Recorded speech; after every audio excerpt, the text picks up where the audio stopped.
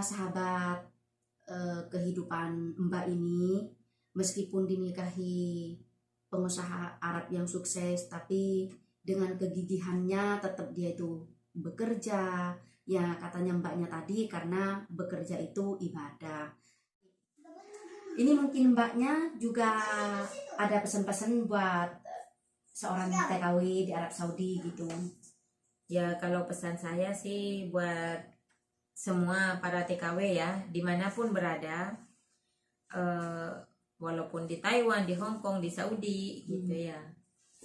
Kalau mau nikah sama orang luar, lebih baik ya mungkin nikah resmi. Assalamualaikum warahmatullahi wabarakatuh. Masih bersama Asma TKW Arab Saudi. Apa kabarnya sahabat-sahabatku semuanya? Semoga kalian semua selalu dalam lindungan Allah dimanapun kalian berada. Amin ya rabbal alamin. Nah sahabat, Asma di video kali ini bersilaturahmi ke rumahnya TKW yang dinikahi pengusaha Arab. Namun seperti biasa sahabat, sebelum Asma melanjutkan ke video-video selanjutnya, jangan lupa di subscribe, like dan komennya, dan share ke sosial media yang kalian punya agar channel Asma TKW Arab Saudi tambah berkembang. Nah sahabat, saya sekarang sudah berada di sampingnya Mbak ini. Seperti apa sih kisahnya? Pokoknya tonton terus video ini sampai selesai. Assalamualaikum Mbak. Waalaikumsalam. Apa kabarnya? Alhamdulillah baik. Mbaknya dari mana? Saya dari Madura. Dari Madura. Maduranya? Sampang. Dengan siapa namanya? Saya mamanya Farid. Mamanya Farid, Masya Allah. Ini sahabat sama-sama Madura. Jadi alhamdulillah Asma ketemu saudara di sini. Jadi sama-sama Madura.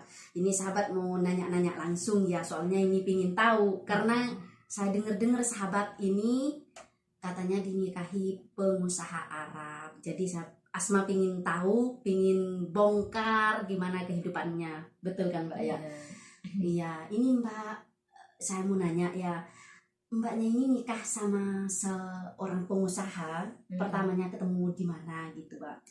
Ya, saya itu ketemu sama si Bamba, bisa dibilang saya itu sama dengan TKW lainnya. Niatnya kesini kan mau kerja. Iya. Jadi saya sama aja jadi TKW. Jadi selama 2 bulan saya itu jadi kerja ke babahnya itu, yaitu jadi suami saya. Jadi menikahi Mbak ini majikan sendiri Majikan gitu. Saya, ya. Masya Allah, tabarakallah ya. Karena kalau udah jodoh ya nggak kemana.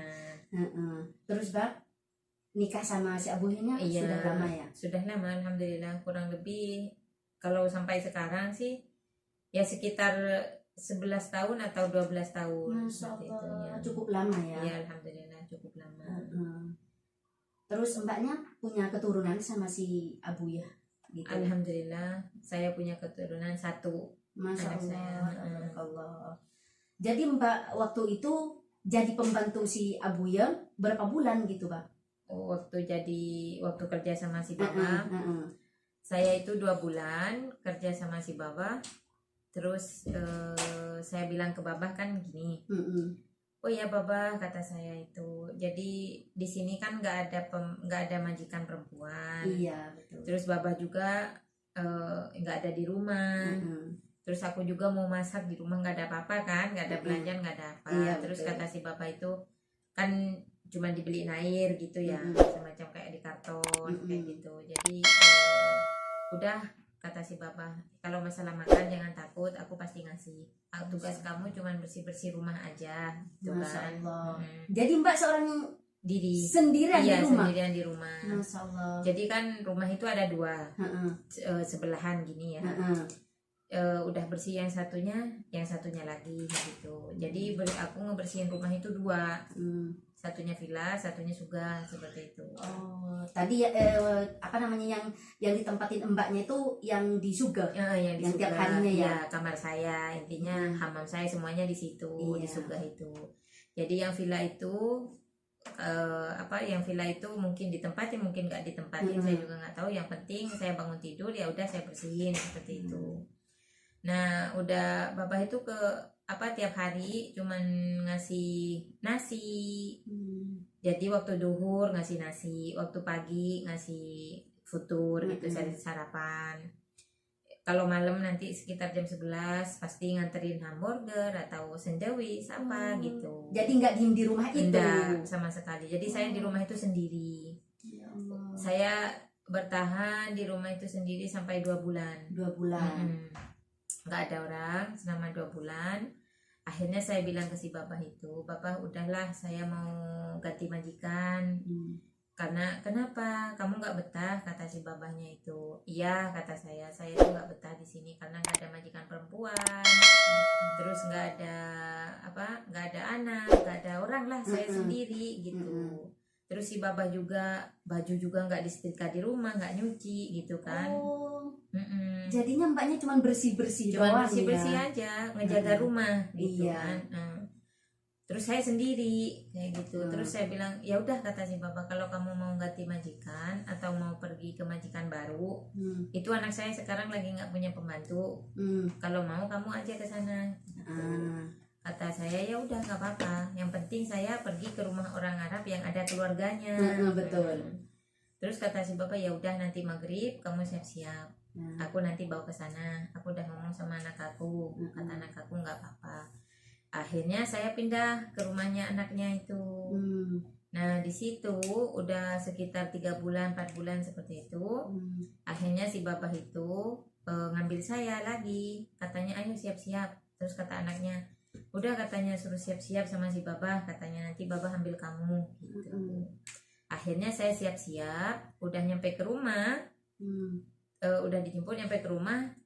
Sama si bapak itu udah disiapin tiket, udah disiapin koper, udah siap semua, oleh-oleh juga udah siap semua, sama bajunya.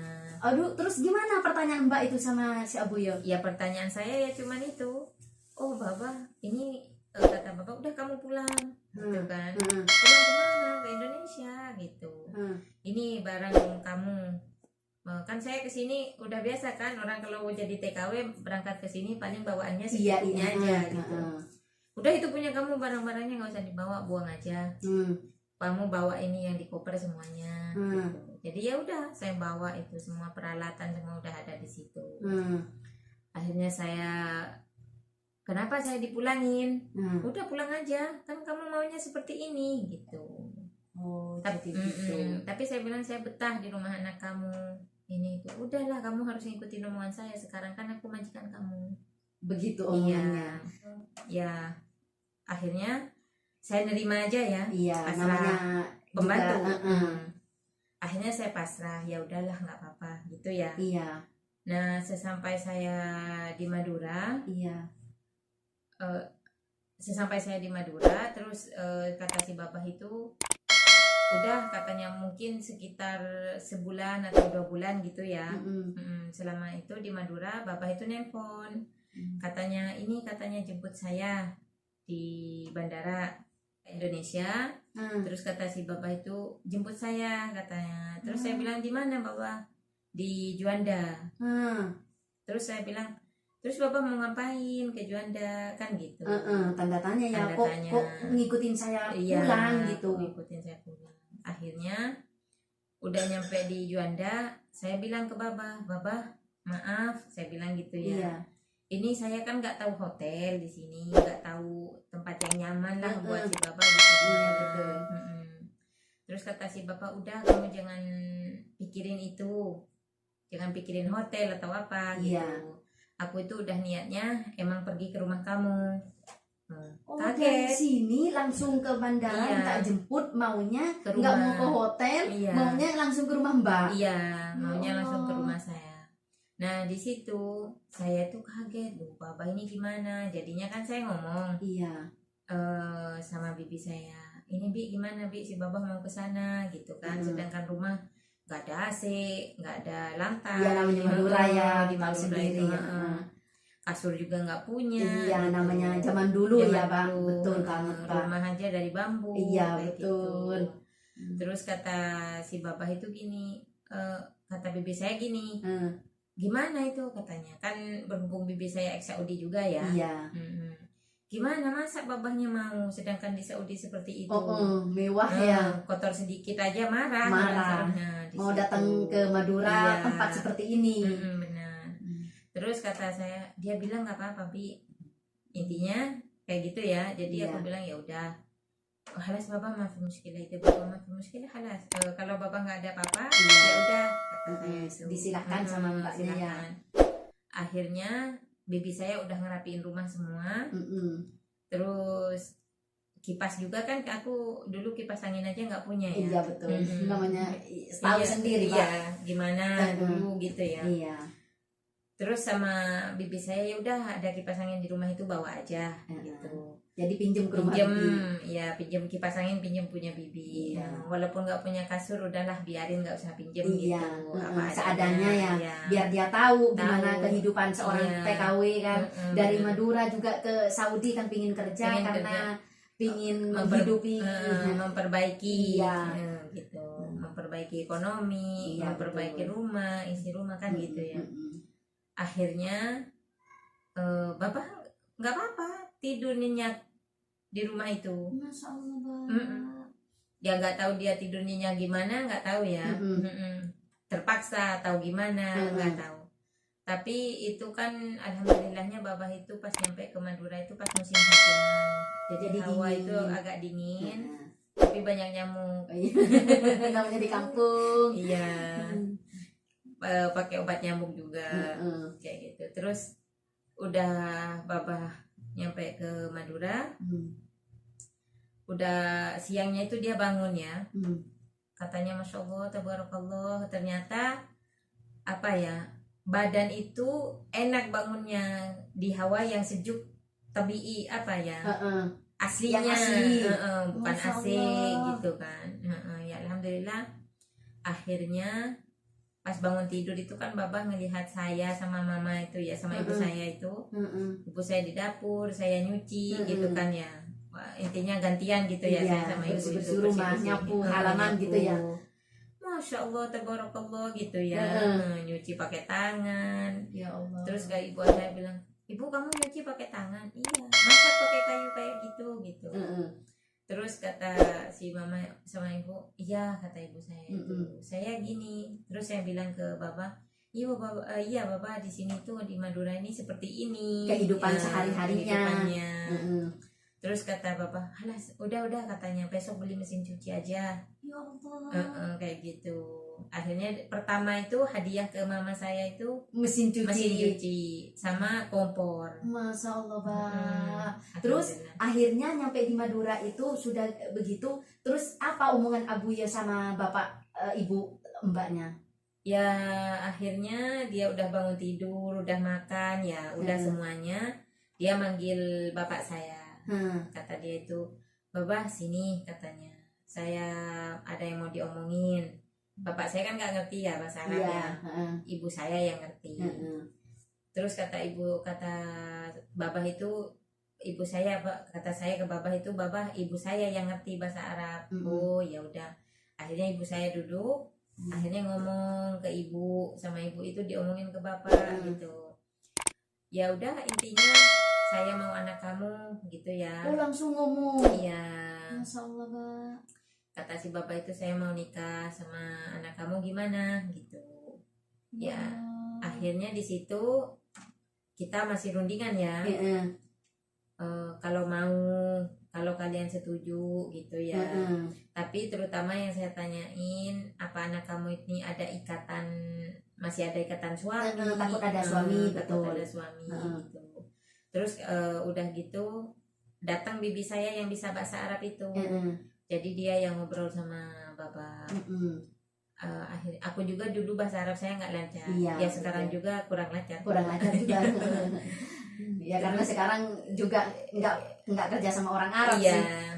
Terus kata si bapak itu gini ke bibi, terus bibi saya itu udah mau aja gitu. Sama sampean ya. Iya. Kata aku, Bi, katanya kalau orang Arab itu ada yang punya istri, ada yang jadi wanita simpanan dia, ada yang nanti cuma dibuat mainan gitu kan. Kata bibi saya, nggak semuanya nak gitu ya. tapi saya lihat si Baba ini orangnya baik, Baik. gitu. Masa dari Saudi ke Iya. Madura ya? Nah di sana itu. Terus bibi saya nanya, kalau di Saudi Baba itu gimana ke kamu gitu. Kata aku ya itu di rumahku sendiri. Baba nggak pernah datang ke rumah, nyuci baju juga bukan di rumah kan gitu. Terus si Baba itu si Baba itu juga nggak pernah ngobrol banyak sama aku, nggak pernah, kata aku, kecuali aku ngomong Baba aku gini baru nanti Seperlunya ya. seperlunya. Jadi kata si bibi aku, ya udah nak kalau gitu beneran dia mau ya.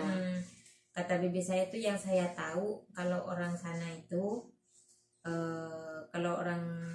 yang aku tahu kalau memang dia orang nakal, pembantu di dapur ngegodain gitu, nyolek. Nah di situ saya itu sukanya sama si Baba di situ. Iya. Makanya Karena waktu mbaknya juga sendirian di rumah nggak pernah sama sekali. Nah di situ makanya keluarga saya udah oke gitu. Langsung setuju. Ya rundingan apa gitu udah semua. Yang meyakinkan itu bibi saya itu yang ex Saudi itu. Makanya kita langsung oke. Terus akhirnya mbaknya juga mau mantep gitu. Jadi udah percaya ke si Baba gitu. Jadi mbaknya nikahnya di Indonesia langsung? Iya, saya di Indonesia langsung. Oh, sampean dipulangin udah 1 bulan di Indonesia, Babah nyusul ke Indonesia sekitar sebulan 2 bulan gitu. Iya, nyusul nyusul ke Indonesia. Oh, langsung nikah di Indonesia langsung. Terus mbaknya habis nikah langsung dibawa ke sini lagi? Iya, sesudah nikah saya langsung balik ke sini sama si Baba. Terus sampai sekarang? Masya Allah. Terus sekarang ngomong-ngomong si Babahnya masih ada? Sekarang si Baba udah wafat. Wafatnya di sini apa di Indo, Bang? Wafatnya di Indonesia. Ya Allah. Jadi mbaknya bareng pulang gitu ke Indonesia, terus si Babah itu wafat di Indonesia? Iya. Tapi meninggalnya di rumah sakit apa di rumah? Meninggalnya di rumah sakit. Di rumah sakit. Iya. Ya Allah. Terus gimana anaknya si Baba diteleponin sama sampean? Oh iya, sama saya ditelepon. Anaknya si Baba itu sama saya ditelepon sebelum dia meninggal. Sebelum operasi, karena dia itu kena jantung kan. Jadi sama saya sebelumnya masih dalam perawatan. Jadi nggak langsung dioperasi, masih dirawat dulu. Terus anaknya sama saya ditelepon kalau babahnya lagi safir ke Indonesia, babah kalian gini gitu.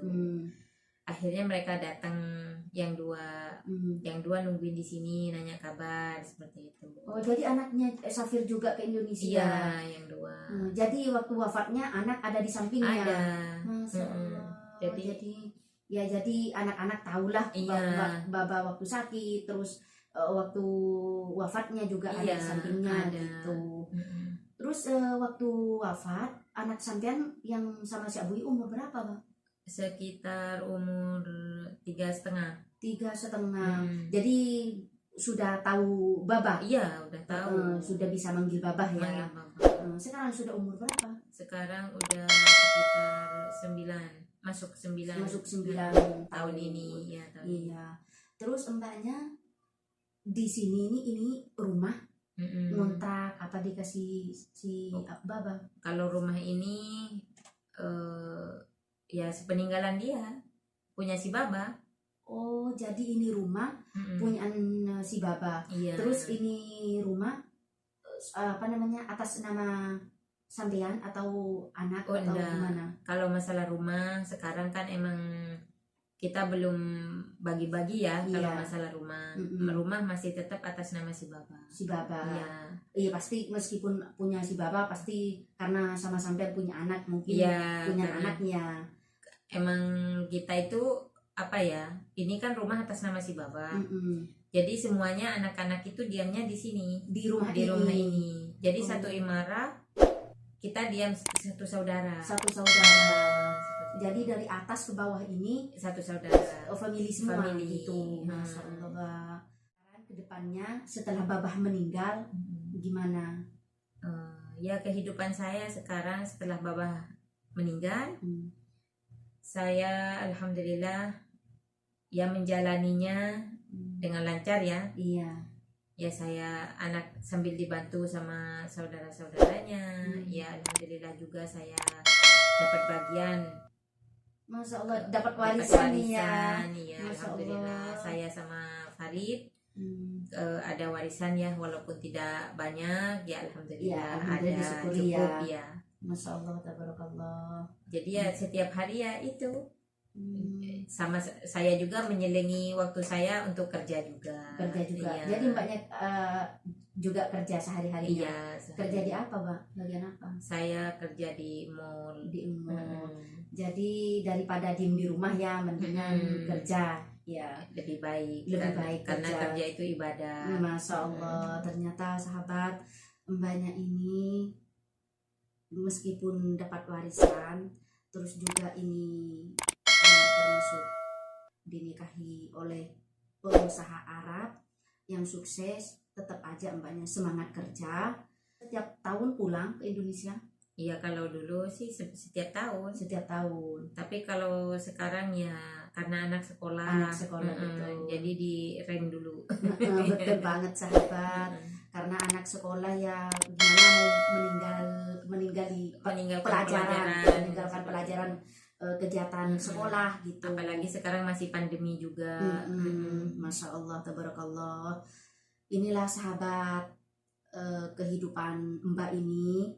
Meskipun dinikahi pengusaha Arab yang sukses, tapi dengan kegigihannya tetap dia itu bekerja. Ya katanya mbaknya tadi, karena bekerja itu ibadah. Ya disyukuri aja ya Pak ya. Iya, alhamdulillah. Alhamdulillah masih bisa kerja. Selagi kita masih sehat. Iya, Masya Allah. Ya kalau menurut saya sendiri sih, ngapain masih kerja? Karena ya warisan juga ada, ya uang juga alhamdulillah cukup gitu. Tapi menurut mbaknya, karena selagi kita masih sehat, terus buat kita itu di rumah diem mendingan kerja. Kata mbak juga kerja itu ibadah gitu sahabat. Ya beginilah kehidupan mbak ini. Juga ada pesan-pesan buat seorang TKW di Arab Saudi gitu. Ya kalau pesan saya sih buat semua para TKW ya, dimanapun berada, walaupun di Taiwan, di Hong Kong, di Saudi gitu ya, kalau mau nikah sama orang luar, lebih baik ya mungkin nikah resmi ya mbak ya. Ya karena apa? Kenapa saya bilang lebih baik nikah resmi? Karena nikah resmi itu intinya kita itu tidak memikirkan kebahagiaan diri sendiri. Betul. Kalau kita nikahnya nggak resmi, ibarat kita memikirkan yang penting sekarang, seperti itu. Kedepannya nggak kepikir. Intinya misalnya kita punya anak sama orang luar, seperti itu. Kan yang kena efeknya anaknya. Betul seperti itu. Jadi kan kasihan anaknya. Iya. Gitu.